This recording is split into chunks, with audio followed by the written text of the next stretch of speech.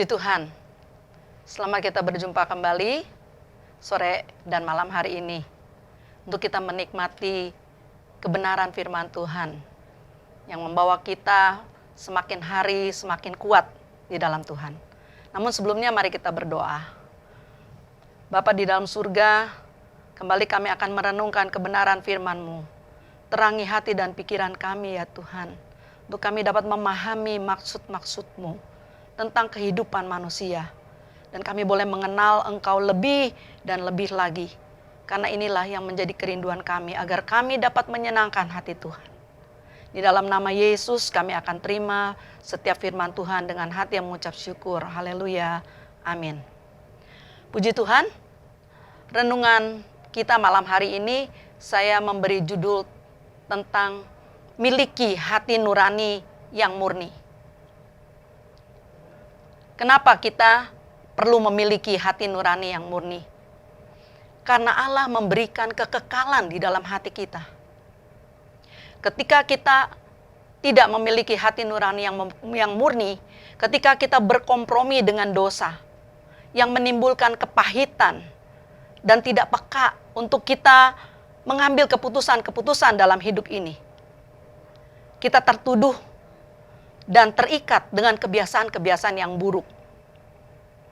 Sekalipun kita mengalami penderitaan dan kesukaran-kesukaran dalam hidup kita hari-hari ini, namun percayalah, ketika kita memiliki hati nurani yang murni, ini adalah salah satu prinsip kehidupan manusia yang harus kita miliki. Mari kita membuka di dalam 1 Petrus 1 ayat yang ke-6 sampai ke-7. Saya bacakan firman Tuhan, 1 Petrus 1 ayat yang ke-6. Bergembiralah akan hal itu, sekalipun sekarang ini kamu seketika harus berduka cita oleh berbagai-bagai pencobaan.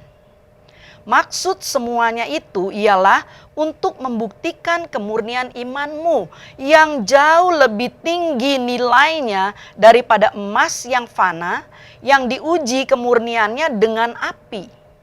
Sehingga kamu memperoleh puji-pujian, kemuliaan dan hormat pada hari Yesus Kristus menyatakan dirinya. Puji Tuhan, inilah maksud tujuan kita, untuk kita harus memiliki hati nurani yang murni. Dan kalau kita membaca di dalam Pengkhotbah 3 ayat yang ke-11. Kitab Pengkhotbah 3 ayat yang ke-11. Ini ayat yang sering kali kita dengar, tertuliskan pada waktu hari-hari yang lalu. Sering kita mendengar tentang Pengkhotbah 3 ayat 11 ini. Namun saya ingin menggarisbawahi ayat ini. Ayat 11 saya bacakan, Pengkhotbah 3 ayat yang 11. Ia membuat segala sesuatu indah pada waktunya, bahkan ia memberikan kekekalan dalam hati mereka. Tetapi manusia tidak dapat menyelami pekerjaan yang dilakukan Allah dari awal sampai akhirnya. Kata-kata ini mengingatkan kepada kita, manusia berusaha melakukan ini dan itu. Semua kegiatan-kegiatan kita lakukan. Namun kalau kita mempelajari dari tulisan seorang pengkhotbah ini, dia katakan dari awal semuanya adalah sia-sia. Ketika kita tidak mengerjakan dengan hati nurani yang murni. Karena kalau kita perhatikan sesungguhnya, Tuhan yang memanggil kita adalah Tuhan yang setia dengan perjanjian-perjanjiannya. Dan ketika kita memiliki hati nurani yang murni, kita tidak berkompromi dengan hal-hal yang melanggar ketetapan-ketetapan Tuhan. Kita akan murni untuk melaksanakan segala sesuatu demi kemuliaan Tuhan. Sebagaimana dituliskan tadi dalam 1 Petrus 6 ayat yang ke-7. Tentu kita ingat juga sebuah contoh dari Alkitab kita di dalam Injil Markus. Dituliskan tentang seorang perempuan yang memecahkan buli-buli pualam dengan harga yang begitu mahal. Namun sekelompok murid-murid Yesus katakan, buat apa itu diboroskan? Bukankah itu dapat dijual dengan harga yang mahal? Namun ketika kita melihat di dalam tulisan Yesus mengatakan dalam Matius 26 ayat yang ke-10, Yesus tahu pikiran mereka. Yesus mengerti apa yang dikatakan oleh murid-murid. Dan Yesus sangat mengerti pikiran mereka. Yesus menyelidiki pikiran kita. Jadi mari kita menghargai apa yang Tuhan taruh di dalam hidup kita. Tuhan telah menaruhkan, Ia Allah yang menaruhkan, memberikan kekekalan dalam hati manusia. Jangan sia-siakan. Apa artinya sebuah kekekalan, saudara? Memang dia berjanji kita akan memperoleh hidup yang kekal. Hidup yang kekal bukan semata-mata akan kita nikmati, akan kita miliki pada nanti. Bukan. Kekekalan adalah berbicara tentang kualitas kehidupan kita. Kualitas Allahi yang sedang bekerja dalam hidup kita pada hari-hari yang sedang kita jalani. Sebab itu baiklah kita memperhatikan sebuah contoh yang tertulis juga dalam Ibrani. Kitab Ibrani menuliskan banyak contoh-contoh pahlawan-pahlawan iman. Ibrani 13 ayat yang ke-7. Dituliskan di sana, Ibrani 13 ayat yang ke-7 dikatakan, ingatlah akan pemimpin-pemimpin kamu yang telah menyampaikan firman Allah kepadamu. Perhatikanlah akhir hidup mereka dan contohlah iman mereka. Ini yang kita perlu contohi, yaitu iman. Kita harus menambahkan iman kita kepada kebajikan. Kebajikan kita harus ditambah lagi dengan pengetahuan dan sebagainya dan selanjutnya. Banyak waktu untuk kita dapat belajar tentang hal-hal ini. Iman yang ditambah dengan kebajikan, yaitu kerelaan kita.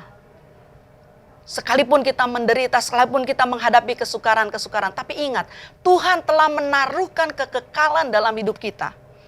Dan kitab Ibrani ini, surat Ibrani ini dituliskan untuk menjadi contoh bagi kita. Apa yang perlu kita contohi? Kita perlu mencontoh iman-iman mereka.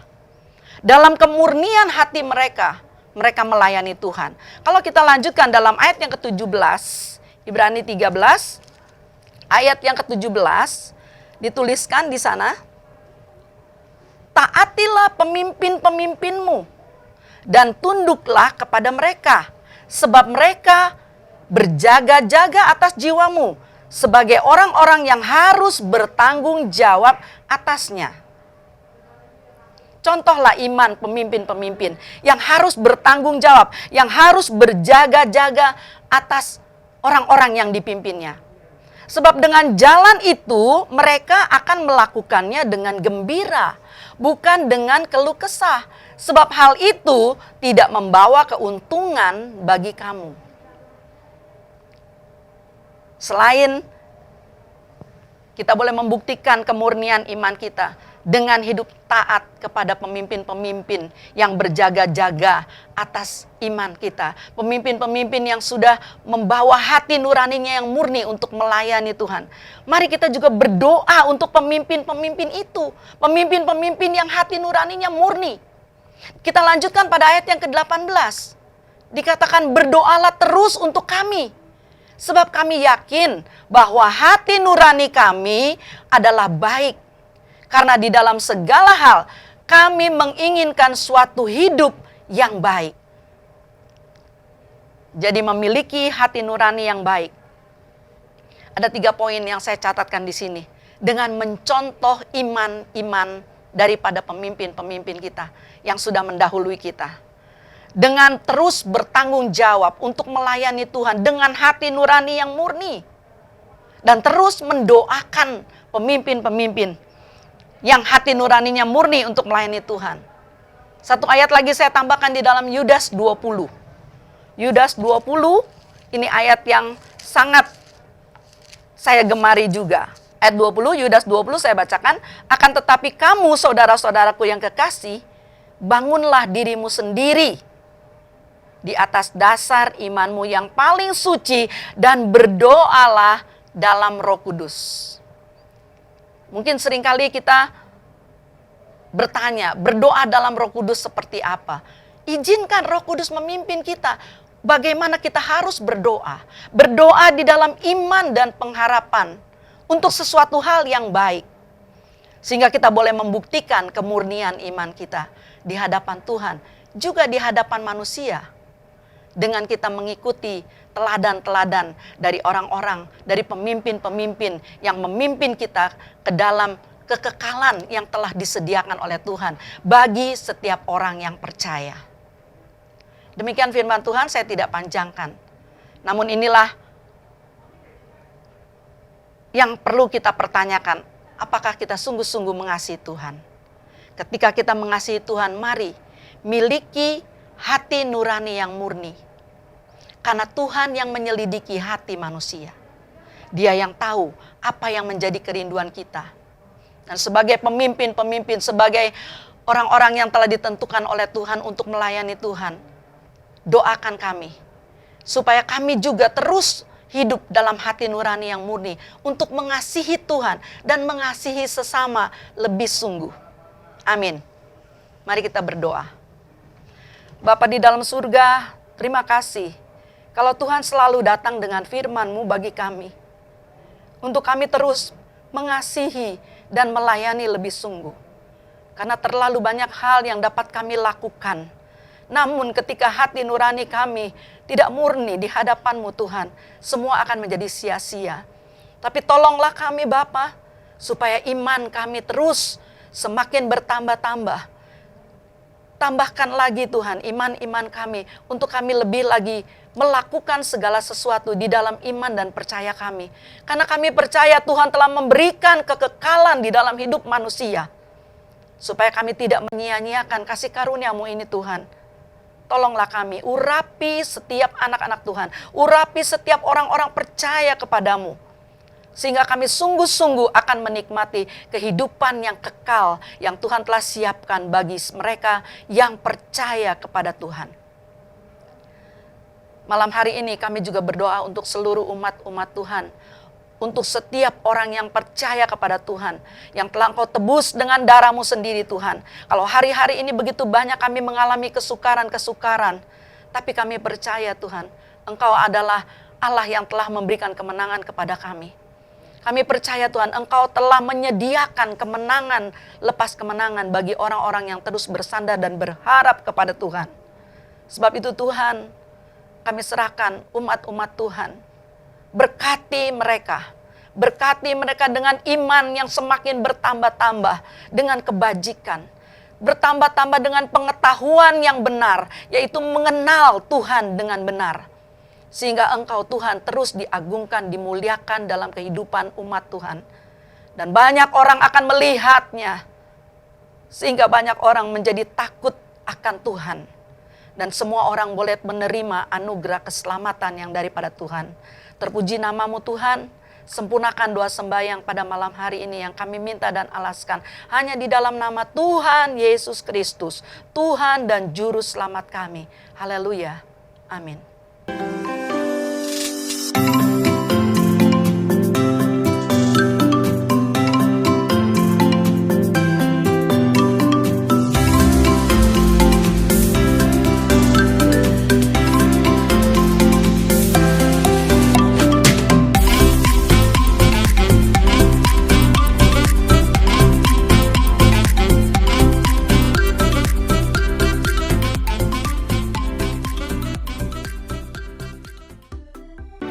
Gerejaku ada